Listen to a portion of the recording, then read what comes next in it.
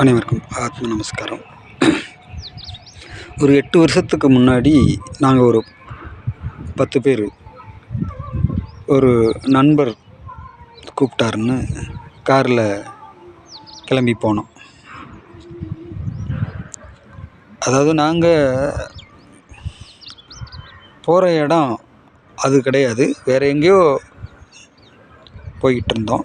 அப்போ இந்த தகவல் வந்தது, ஏன் இந்த மாதிரி பக்கத்தில் குரு பூஜை நடந்துக்கிட்டு இருக்கு, கொஞ்சம் ஒரு எட்டு வந்துட்டு போங்க அப்படின்னு சொல்லி என்னுடைய நண்பருக்கு, அதாவது சத்தியமூர்த்தின்னு சொல்லி என்னுடைய நண்பருக்கு கால் வருது. அப்போ அவர் இந்த தகவலை சொன்னார், ஐயா போகிற வழி தான், நம்ம அப்படியே ஒரு எட்டு போயிட்டு போயிடுவோம் அப்படின்னு சொல்லி சொன்னார். சரின்னு நாங்கள் காரை அந்த பக்கம் திரும்பிட்டோம். ஏன்னா 7-8 வருஷம் ஆனதுனால நாங்கள் எங்கே பயணித்தோம் அப்படின்னு எனக்கு கரெக்டாக ஞாபகம் வர மாட்டேங்குது. நானும் அப்போ ரொம்ப நேரம் யோசித்து பார்த்தேன், ஞாபகம் வர மாட்டேங்குது. ஆனால் அது சிவகங்கை, ராமநாதபுரம் இந்த மாவட்ட பகுதி தான் நாங்கள் வந்தது. அப்படி நாங்கள் வந்தப்போ அங்கே சம்பவம் என்ன நடந்துச்சுன்னா, பெருங்கூட்டம் வரும்னு அவங்க சமையல்லாம் பண்ணி வச்சுக்கிட்டு எதிர்பார்த்துக்கிட்டு இருந்திருக்கிறாங்க. ஏதோ அவங்களுக்குள்ள முரண்பாடுகள் எதுவும் கோபதாகங்கள் இருந்துச்சா என்னான்னு தெரியல, அவங்க எதிர்பார்த்த மாதிரி யாருமே வரலை. சமைச்சு வச்ச சாப்பாடெல்லாம் அப்படியே மீதமாக போகுதுன்ற வருத்தத்தில், கவலையில் அவங்க ரொம்ப நொந்து போய் உட்காந்துருந்தாங்க. அப்போ அவங்க ஒரு ஃபோன் மட்டும் போட்டுட்டு, யதார்த்தமாக போட்டுட்டு இருந்தாங்க. நாங்கள் ஒரு 10 பேர் போய் சித்த வித்தியார்த்திகளாக, அப்புறம் இந்த மாதிரி வெள்ளை ட்ரெஸ்ஸில் தாடி முடியோடு போய் இறங்கினோடனே அவங்களுக்கு பேர் இன்பம்னு வச்சுக்கிங்க, அப்படியே எங்களை வரிசையாக உட்கார வச்சு பழுமாறி அப்படியே கண்ணீர் மல்க பழுமாறுறாங்க. அப்படி அதெல்லாம் முடிஞ்சதுக்கப்புறமா எல்லோரும் காரில் ஏறிட்டாங்க. நான் மட்டும் வெயிட் பண்ணி அந்த ஜீவசமாதியை நிர்வாகம் பண்ணுறவரை சந்தித்து 2 வார்த்தை சொன்னேன்.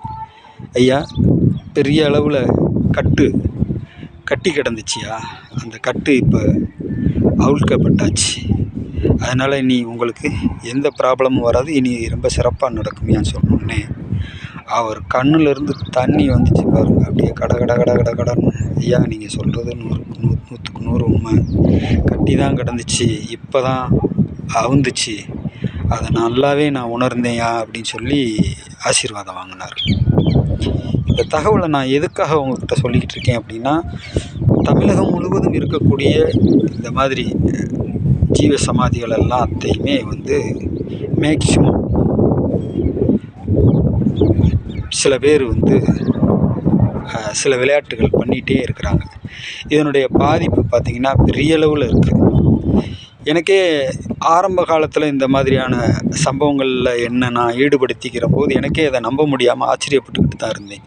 அதுக்கப்புறம் பல ஜீவசமாதிகளை போய் அங்கே இருக்கக்கூடிய ப்ராப்ளங்களை நம்ம சரி பண்ணும் போது தான் எனக்கே இது உண்மைன்னு புரிய வந்தது. அப்போ அதுக்காக தான் சுவாமி சிவானந்த பரமஹம்சர் இந்த ஒர்க்கை எனக்கு கொடுத்துருக்கிறார். தமிழகத்தில் இருக்கக்கூடிய அத்தனை ஜீவசமாதியிலையும் இனி எவனும் எந்த விளையாட்டும் பண்ணக்கூடாது அப்படின்ற அளவில் அதை பூராத்தையும் ஒரே சிஸ்டமாக, ஒரே கண்ட்ரோலாக கொண்டு வந்து, அந்த கண்ட்ரோலை நம்மளுடைய தேவகோட்டை இந்த அபியாச நிலையத்தில் நிறுவப்பட்டாச்சு.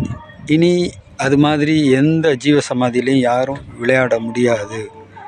எப்படி ஒரு மிலிட்ரிக்காரனை கை வச்சா ஒட்டுமொத்த மிலிட்ரியும் வருமோ, அது மாதிரியான ஒரு சிஸ்டத்தை நம்ம உண்டாக்கியிருக்கிறோம். அதனால தான் திரும்ப சொல்கிறோம், இந்த இடத்துல அவ்வளோ எஃபெக்ட் இருக்குது, நீங்கள் அனுபவிச்சுட்டு போங்க அப்படின்றதுக்காக தான் இந்த வீடியோவை கூட நம்ம அதுக்காக தான் போட்டிருக்கோம்.